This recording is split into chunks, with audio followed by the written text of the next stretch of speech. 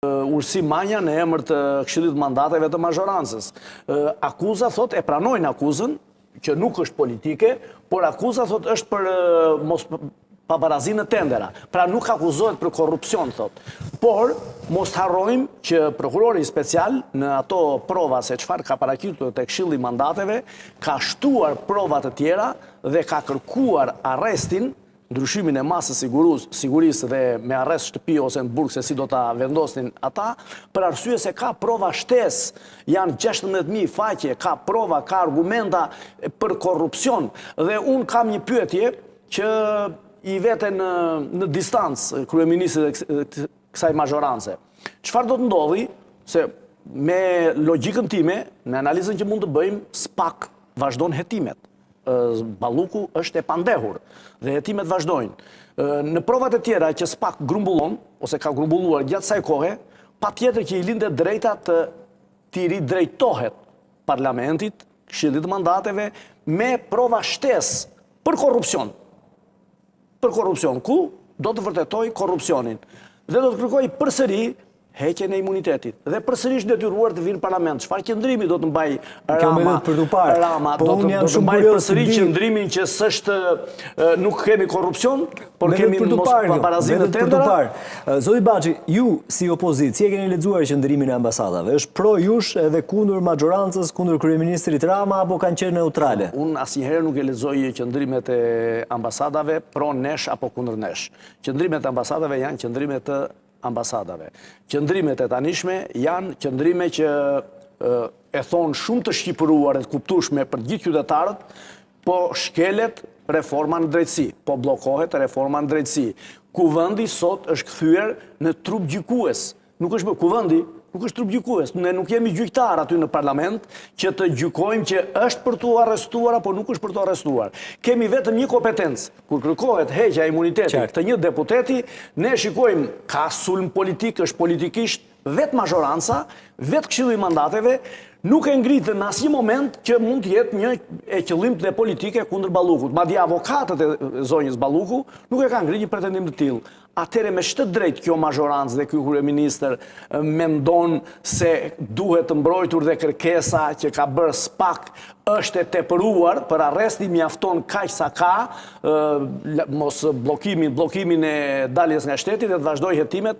Ne jemi me SPAK-un, ne mbështesim SPAK-un, ne mbështesim reformën e Rama, por këtu stop. Atëre kuvendi është kthyer në gjykat, nuk është më kuvend. Nëse mund të shoj këtë për ambasadat, është kjo më interesant, ja, sigurisht ajo e Gjermanisë ishte kapeshë më të madhe sepse kur themi BE kemi thënë Gjermani, por e para që erdhi sot ishte ajo e Mbretërisë Bashkuar. Një vend nga i cili ka lindur forma moderne e imunitetit. Me thënë ata e kanë. Po çfarë thanë? Kendi çfarë thanë? Në thelbi është ky që nuk mund të ketë qytetar mbi ligjin. Pra ishin kundër mazhorancës po thua? Normalisht. Të gjitha? Po. Nuk po mbarin pozicione neutrale. Do me thënë se kjo është e mira e këtij momenti. Ajo që unë shoh është që ka një përkim të interesit të ambasadave dhe të shteteve anëtare të BE-s, janë ato që përcaktojnë dhe ritmin e negociatave, se komisioni për shembull është shumë burokratik. Mund të merret me detaje që mund të jenë të papërfillshme nga pikpamje politike. Por shtetet anëtare, sidomos shtetet me rëndësi si Gjermania, kanë zë për t'i dhënë një ritëm tjetër edhe punës së SPAK-ut, po dhe për të treguar që gjërat nuk janë mishu. Dhe po të kujtojmë, Ilir, kur erdhi këtu ministri i jashtëm gjerman. Pra po thuaj qëndrimi i ambasadës gjermane mund ta penalizojnë procesin e integrimit. 100%. Kryeministri Rama thotë është standard ndërkombëtar, prezumimi i pafajësisë, kësaj po i mshojmë. Nuk është edhe në radhë në mëngjes sekond, në radhë të parë nuk është e vërtet, sepse prezumimin e pafajësisë e garanton gjykata dhe çdo vendim që shkon në kuvend shkon nga pas filtrit të gjykatës. Nuk është një vendim i kopësitur në errësirë, si thot zoti Rama dhe si çdo zoti Rama që ajo të tingëlloj. Dhe është një përpjekje për të relativizuar qëndrimin e Shteteve Bashkuara, jo ndaj shqiptarëve, po ndaj të vetëve. Dhe një nga gjeset që nënkuptonte votimi sot ishte ky inkurajim përballë SPAK-ut të deputetëve vetë që janë të friksuar tani, sepse janë ka një tryshmadhe publike në këtë moment dhe ai po i tërheq me vete për t'ju thënë që ne do tregojmë një vijë të kuqe këtu. Ndërkohë që kjo vijë e kuqe e zotit Rama shkon në kundërshtim me vijën e kuqe që përcaktoi zoti McAllister kur erdhi këtu para 3 javësh dhe thaj që çështja e zonjës Balluku është një kriter thelbësor për sa i përket procesit tonë të integrimit dhe zoti Rama e shkel me dy këmbë. Gent, të lutem, ama bën një analizë për sa i përket qëndrimit të dy kambeve kryesore, Partisë Demokratike edhe PS-s kundrejt drejtësisë, po SPAK-ut konkretisht. Si janë të balancuar këta? Disa thonë për shkak që kanë ndryshuar pozicione. Më parë Partia Demokratike sulmonte SPAK-un, tani duket se i ka dalë mbrojtje, majoranca është kthyer në krahun tjetër. Si qëndrojnë këto balanca në gjykimin tënd? Ka një ndryshim pozicionesh që është e qartë. Po janë koherente këto pozicione, ndryshimin e pozicione? Koherenca, sipas me, koherenca matet me sa i shërbejnë qëndrimet në interesit publik. Nëse ndryshon mendje një aktor publik dhe thotë që po ne do ta mbështesim, atëherë është në interes të përgjithshëm i shërben vendit. Për shembull, nëse zoti Rama do të kishte hapur rrugë për hetimet, po do ishte një gjë që duhej përshëndetur, po i bën të kundërtën.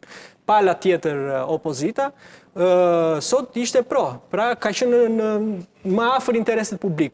Nëse pastaj ne bëjmë analizën e raporteve të KE-shme, po ka pas sulme, nuk mohohet se mohojnë do ta zvet. Sot është peshorja?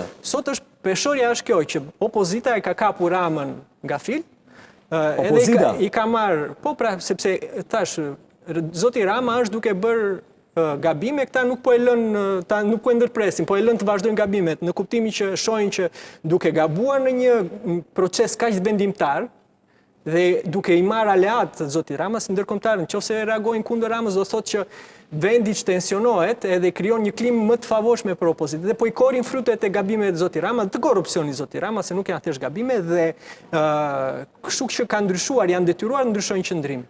Sepse në qoftë se do të ishin në një valë gjatësie me zotin Rama, atëherë do t'i kishin bërë dëm vetes dhe interesit tyre politik. Zoti Baxhi, e mbyllim bashkë, flasim për të ardhmen me gjithë gabime që flet Genti.